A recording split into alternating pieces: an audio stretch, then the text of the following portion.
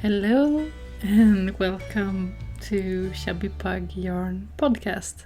My name is Emma and I'm the host, the one who's doing this podcast.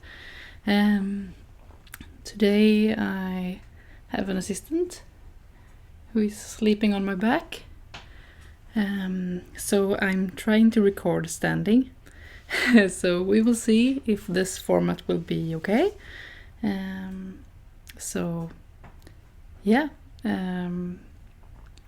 I should probably start with a Happy New Year.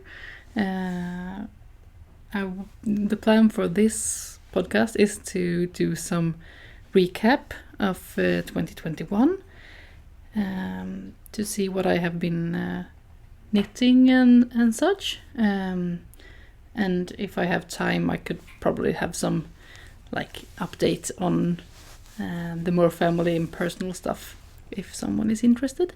I don't have a lot of time, so the lighting isn't the best, but I hope it will be okay.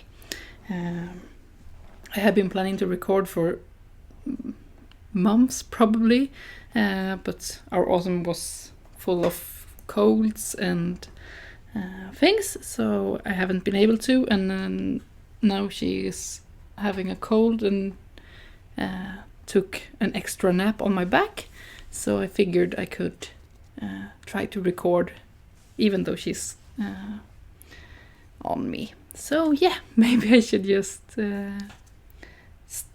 get on with the knitting things. So I have brought the two things I finished in December, and my first finished object for this year. You haven't seen any of it since I haven't recorded since April, before she was born. So it's all new, but I figured I should show it anyways. So my first finished object, which I finished in December, is a baby blanket. Not a very big one, but this is like the most used one in our home. My dear knitting friends here made one of these blankets for Hugo when he was born, and Tova got one as well. And now Hugo and Tova is going to get a new cousin very soon. So I knitted one of these baby blankets. It's knitted on the bias, and I used 2 strands of knitting for olive cotton merino, since the cousin who is going to get this lives in Italy. So I figured that to have a cotton merino mix would probably be more used, since it's not as cold as here. So it's a really useful one, and we have loved the two that we have for our tiny ones.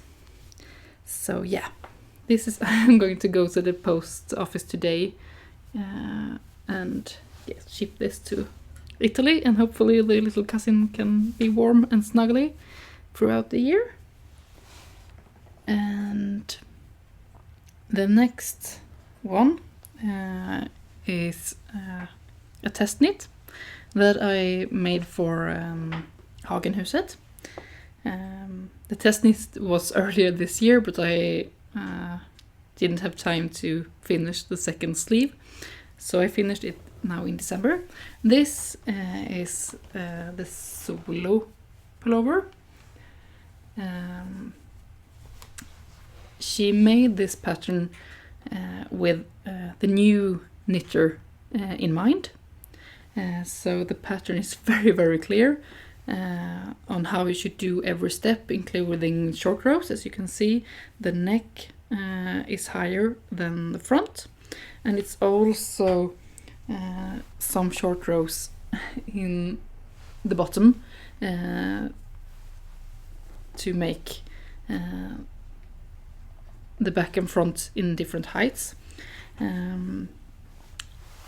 It's a cozy, quite a little bit oversized sweater, and I knitted mine in Isager Alpaca 2 and Knitting for Olive silk mohair in the color marzipan. So it's a warm grey, almost beige tone to it. I will try to remember to write everything down in like the description box, so you can find links for the pattern and what yarns I used. So yeah, so I have loved this sweater. It's I'm a very warm person, so it needs to be quite cold inside if I'm going to use this, but I use it a lot outside, even when it's like -10. I just take this and it's perfect for me. It's really light and thin. It's quite an open gauge, but I really like it. So I will get tons of use of this throughout the next coming months. And my first finished object for January is also test knit. 2021 has been a real test knit year for me. I finished these mittens. I convinced Hugo that I would just show them and take pictures of them before he can have them to kindergarten. I also need to label them so no one else take these. So this is a test knit and the pattern is called Tokki mittens. I'm not sure about the pronunciation since it's I believe it's Korean, which means rabbit. So I knitted the size number 2. They go from tiny kid size up to adult sizes. So I really recommend you to check these out.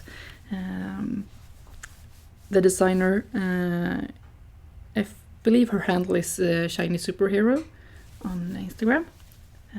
I will correct myself somewhere if I'm wrong. So yeah, I knitted these in HipKnitShop. Yeah, HipKnitShop's hip wool. So it's like a singles yarn, and it knitted up really nice. I don't remember all the colorways. No, I don't. It's a summer vibe yellow, tropical, sea green, bubblegum pink. I don't remember the dark blue or the white, but yeah, I will have show notes. So it's a really nice construction with a thick cuff, and it's ribbing, I don't know if you can see, on the inside. So you have a double layer that keep out the snow, and they're so cute. Yeah, so this is my first finished object for January. And it looks like she's still sleeping, so I can just continue. I have never done this with a kid on me, so this is exciting. I have, let's see, 3 works in progresses that I'm working on. I spend a lot of time nursing, and I need easy projects. So the first one that I'm going to show you, I don't have any pattern, I'm just winging this on my own. I got a wish from my son Hugo that he said, "Oh mommy, can you make me a hot pink sweater?"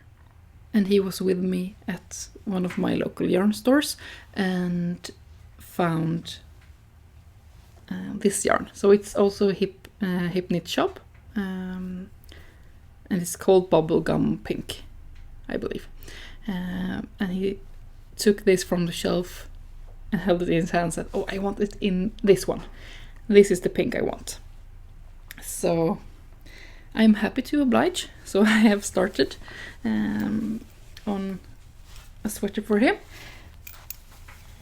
Size approximately 4 years, so it's a little bit oversized for him now. I made short rows, so the neck is higher up. So and hopefully this will be quite snug, not like a polo, but still not a very wide neckline. He's not a fan of using collars or like scarves, so I figured to make a warm sweater. It's a folded brim, 2x2 ribbing, and I just made raglan increases and have tried it on. So I'm making this on, let's see, 5.5 millimeter needles, and it seems to be quite a good gauge for this. So now I'm just working my way down the body, and he's really pleased with this, so I can't wait to finish this. So yeah, and for the times I can have a little bit of a tiny project. Let's see, I need to move all the things. I'm trying to work to knit up all my second socks that I'm waiting for. I started this very late as usual on Halloween, and I started knitting this pair of socks. It's called Ghosted socks. I believe the designer is This Yarning on Instagram. So I started this on Halloween. It's a short cuff and heel flap and gusset construction, and then there's a ribbing on the top of the foot, so the shape is kind of funny, but the fit is really good. So I'm slowly working on the second one. This I need some focus because I'm at the short portion. Usually I knit socks without thinking, so socks is a very handy to-go project for me. But I really wanted to make a pair of socks with ghosts on them, and I thought this pattern was so nice. So yeah, I just need to finish the chart, and then I can just knit away without thinking. So a slow and steady progress. And then my last work in progress, I cast on in this early January, so this is my first new project for the year, and also this is one of my make 9s. So let's see if I can show you. This is the beginning of a single Malt sweater. Let's see, that's the sleeve. I have too tiny needle for it. It's this lovely texture. It's just knits and pearls, and I have a couple of rows left to like taking off the sleeves and knitting in the body. And yeah, it's had short rows in the neck as well. This is a single like a single neckline. It's not folded, but yeah, and it's a really nice raglan with these two I don't know, these two lines of knit stitches that travels through the ribbing down. So I really enjoy knitting this. The yarn I'm using is Hillesvåg Vidde. I don't remember the colorway name. I'm really out of this. I used to remember all these things. Guess the lack of sleeping for 9 months has taken a toll on my brain power. Could it be like caramel brown or dark caramel or something? Yeah. So I'm knitting this in the size 2. So it's not for me, obviously, and it's really quick. I'm knitting on 5mm needles. So hopefully this will have come a long way. Next time I will podcast. So yeah, and as I said, this is one of my Make 9. I figured that I won't have time to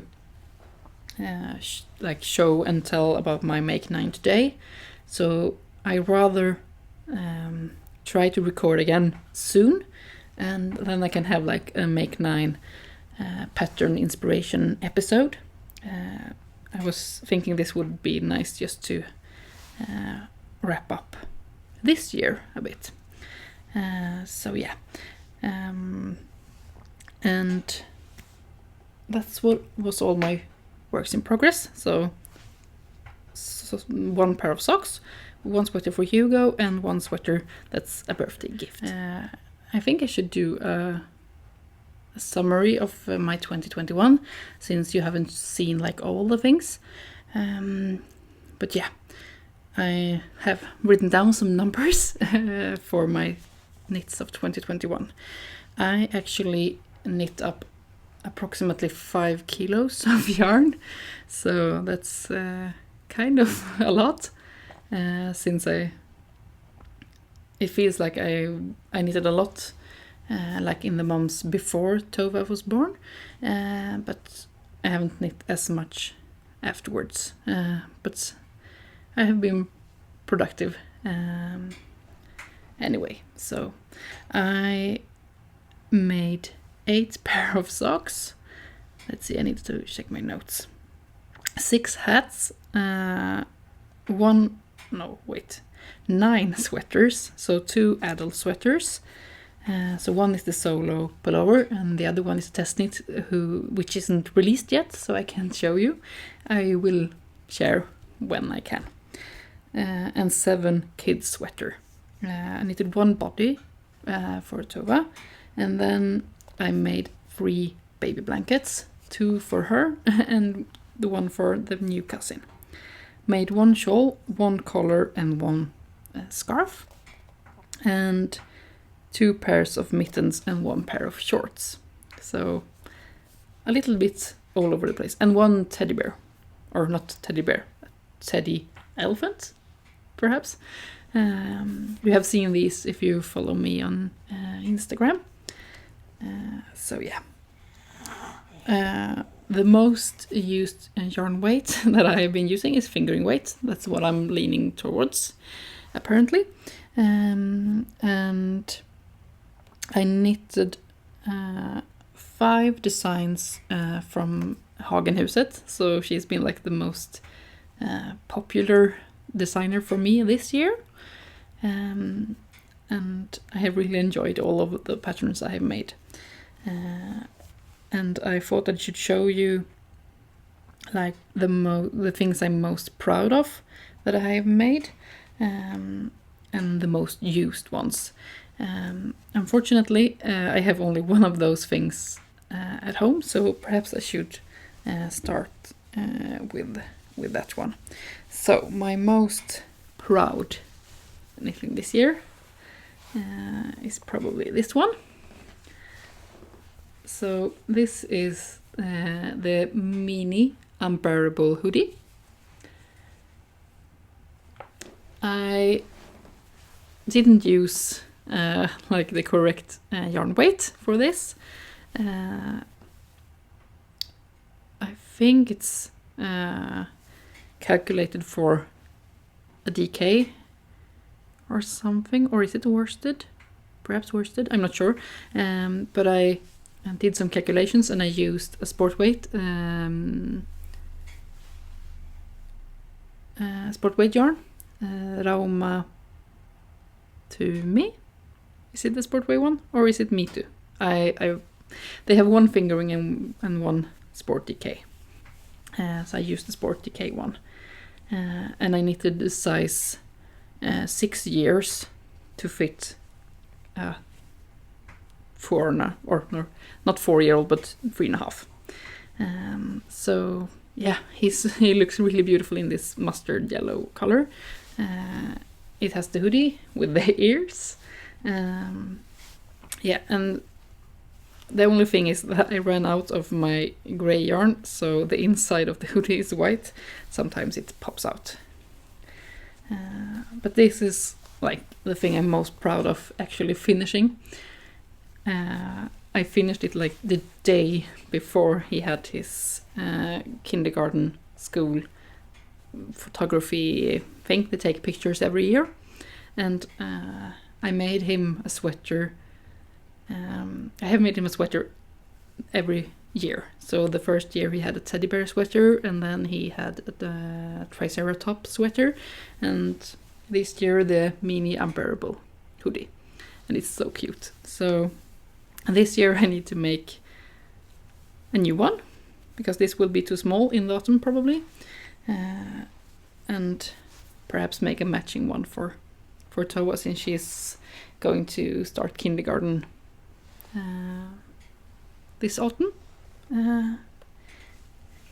It's crazy to think that I have been home for so long. But yeah,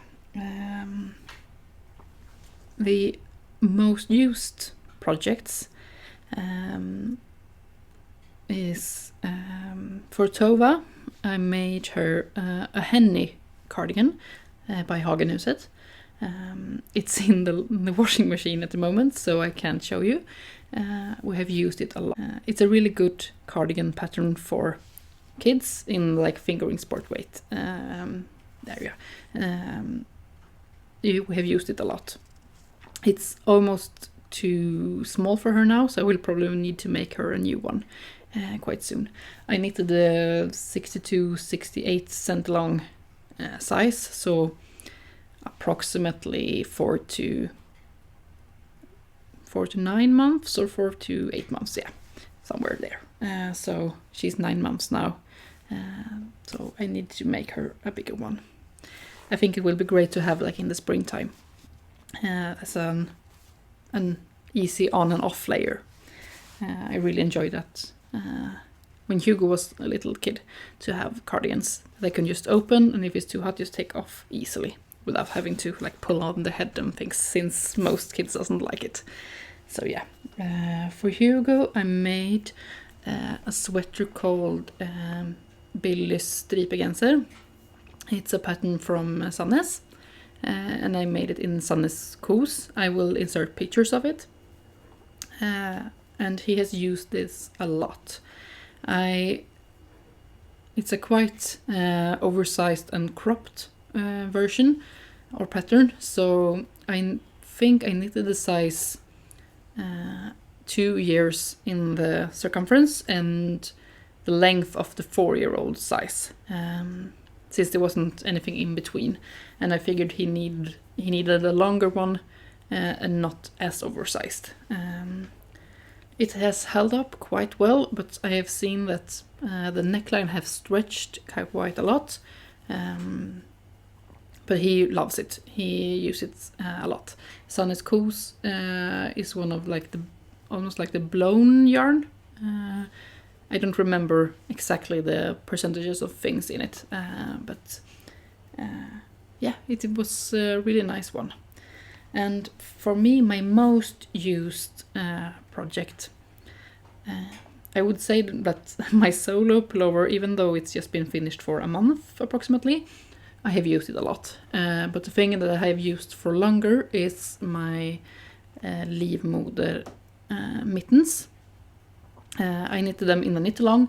I believe I talked about them in the podcasts I did in the spring or early winter. I was so happy with these mittens. I have used them a lot, and unfortunately I think I have dropped them on the way to the kindergarten last week or something. So I have asked in the kindergarten, and they haven't been like turned in. So I don't know if I dropped it on the way or if I have dropped them somewhere else. Living with a sick or baby with colds and a 3.5-year-old can be stressful sometimes. So I usually keep tabs on where all the things are, but this time I can't find the mittens at home, so I must have dropped them somewhere outside. But perhaps they will, if they have like fallen in some snow pile somewhere, perhaps they can like come back in the spring or something. I mean, I go there every day, so if they will show up, people know that I'm missing my mittens. So yeah, but those has been so lovely, and I really enjoyed making them. And it was a nice cause to have the knit along about endometriosis. So yeah, so that's like a short wrap up, hopefully short wrap up of my 2021. As I have said before, I have made a Make 9 for 2022. So I will make an episode quite soon, I hope. Fingers crossed. But you never know when you will have the time to record. I have really missed recording, and I missed like having the conversations both on my Instagram, on here on YouTube in the comment sections, and I also have a Ravelry forum where I also post the show notes and things. So if you have any suggestions or anything, or just want to talk about something, I'm very glad if you just write me a message. I love to talk to you. That's kind of the point of doing this. So yeah. And yeah, on the personal side, last year was quite an roller coaster yet again. I was home sick for a while before she was born, little one. It has been some challenges to getting used to have 2 kids instead of 1. But I really love my role as a mom, and Hugo is an amazing big brother. He has really like taken on the responsibility of the big brother role. He wants to play with her and help change diapers, help with the clothing, and he sings to her, and he was the first one to make her laugh. So I hope that they will have like a good relationship onwards as well. On the pandemic side of things, it was better in the summer, so we have actually been able to meet our family a little bit, both in the summer and early autumn. We were afraid we couldn't go home for Christmas, but they made rules that made it possible for us to travel. We had to take a lot of tests and things, but we got to celebrate with our family, and it was so nice. It had been 2 years without them, so it was really important to me, and I'm very happy that we could do that. So yeah, and it almost feels like repeating history. I recorded a podcast in, I believe it was late March, and in middle of April she was born, and a couple of weeks after that we had to say goodbye to the pug, Alphonse, my co-host for all of this podcast. It's really sad to talk about it. Still, I miss him a lot. He was supposed to be turning 10 years, and he's been with me like all my adult life. I got him as a student when I was 20. Yeah, I was 20 years old when I got him, and he's been with me throughout my student years and moving and the kids, and he has been like the perfect little pug, and I miss him so much.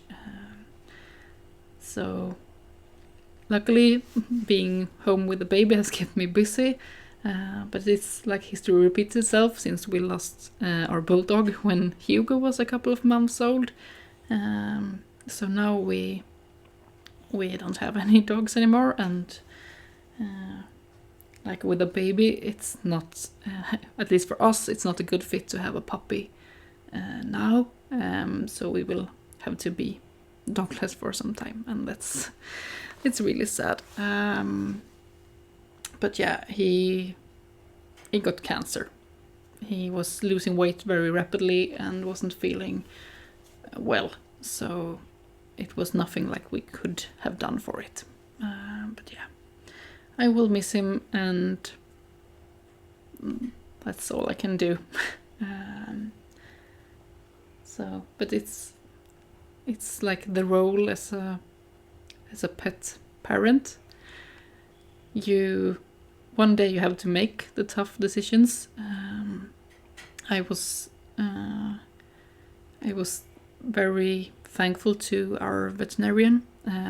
It was like mid-pandemic, and it was most of like deliver your dog at the entrance and get him back if they need to have like examinations and stuff.